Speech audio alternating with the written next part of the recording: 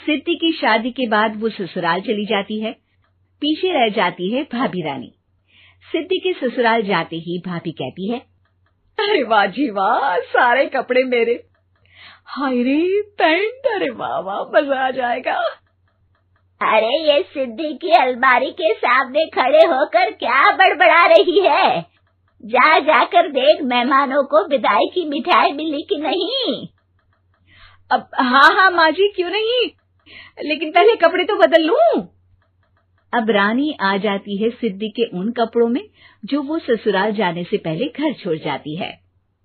अरे रानी, कुछ दिन रुक जाती। अरे ये तो सिद्धि बिटिया को मैंने ही दिया था, बड़ा ही फबता था उस पर, तुझ पर तो कुछ खास नहीं लग रहा। अब वो ना मेरे सारे कपड़े गीले थे तो सोचा पहन लूं। वैसे भी सिद्धि को कौन सा दिन पुराने आउटडेटेड कपड़ों को पहनना है। वैसे भी ये सूट तो मैंने तभी पहना था, वैसे खास है भी नहीं ये। हाँ ठीक है, लेकिन ना मेरी सिद्धि पर तो जमता था। सारे मेहमान चले जाते हैं और सिद्धि ससुराल से मायके पहली बार आती है। अपना घर, अपना कमरा, अपनी अलमारी। ये बोलकर जैसे ही सिद्धि अलमारी खोलती है तो सामने उसके कपड़ों की जगह कुछ और ही रखा होता है। माँ, जरा कमरे में तो आना। सास और रानी वहां पहुंच जाते हैं। रानी ने पहनी होती है सिद्धि की जींस और टी शर्ट। अरे भाभी, ये क्या? ये तो मेरी बड़ी ही महंगी टी शर्ट है, इसे आपने घर में क्यों पहनी है? अरे बहुत मिलती है दीदी ये चौक की मार्केट में, 150 में। ओ भाभी प्लीज, ये एरोपोस्टल है, 2000 की एक टी शर्ट। ओहो, 2000 में तो दीदी 4 साड़ी आ जाए। अब क्या बोलूं?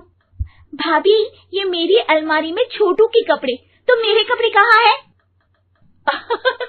मेरी अलमारी में? अब दीदी आपको कौन से पुराने कपड़े पहनने थे? माना भाभी, लेकिन मैं जब घर आती तो यही सब पहनती ना। अरे तुम तो बड़ी कंजूस हो दीदी। खैर, वक्त आता है जब सिद्धि ससुराल के लिए रवाना हो रही होती है। अरे रानी, अंदर से सिद्धि का गिफ्ट ले आ, लड़की पहली बार ससुराल से मायके आई है। रानी अंदर जाती है और एक सिंपल सी साड़ी लेकर बाहर आ जाती है। ये लीजिए माँ जी। सास बेटी को गिफ्ट देकर ससुराल भेजती है। अगले दिन रानी एक सुंदर सी साड़ी पहनकर सामने आती है। अरे रानी, ये तो वो साड़ी है जो मैंने सिद्धि को देने के लिए दी थी जब वो ससुराल ले जाती, लेकिन ये तूने कैसे पहन ली? अरे माँ जी, ये साड़ी तो मुझे बहुत पहले से ही पसंद थी, लेकिन चिंता ना करिए, मैंने सिद्धि के लिए भी अच्छी सी साड़ी दी है। हाँ। तभी सिद्धि का फोन आता है। क्या माँ, कुछ अच्छा तो दिया होता ससुराल ले जाने के लिए। अरे पहले दिखा दिया होता। ये चमकते हुए पैकेट में नौकरानी वाली साड़ी मत दिया करो माँ। अरे बेटे, वो तेरी भाभी ने ना गलती से उससे पैकेट बदल गया। हाँ, मैं कल ही तेरे भाई के हाथ से तेरा वाला पैकेट भेज दूंगी। अरे रहने दो माँ, आई एम श्योर भाभी ने अभी वही साड़ी पहनी होगी जो तुमने मेरे लिए रखी थी। तुम तो समझ नहीं पाई उनको। खैर छोड़ो, मैं ज्यादा बोलती अच्छी नहीं लगती, रहने दो, आपको उन्हीं के साथ रहना है, फिर बात करेंगे। सास को रानी पर गुस्सा आ जाता है। वो उसके कमरे में जाती है जहाँ वो शादी का एल्बम देख रही होती है। रानी, मार्केट जाकर एक ऐसी ही साड़ी लेकर आ, कल प्रतीक जाकर सिद्धि के घर दे आएगा। अरे क्यों माँ जी, कितनी साड़ी देनी है दीदी को? यहाँ कोई सेल लगी है क्या?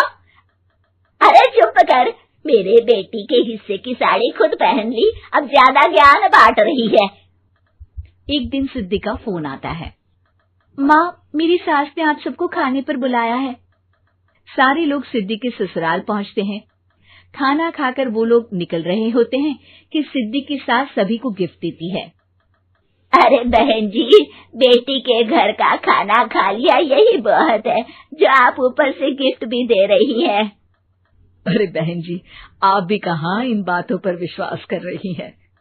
सास सभी को गिफ्ट देती है, लेकिन रानी को जो साड़ी देती है वो अजीब सी हरे रंग की लाल रंग के बड़ी छाप वाली होती है। अरे छी, ये कौन पहनेगा? सासू माँ को तो जरी वाली इतनी सुंदर, और मेरे लिए ये नौकरानी वाली। अरे भाभी, दरअसल मैं जब भी घर आती थी आप वापसी में ऐसी ही साड़ी देती थी ना, तो माँ ने सोचा कि आपको आपकी पसंद की ही साड़ी क्यों ना दी जाए। बेचारी रानी, बोलती भी तो क्या।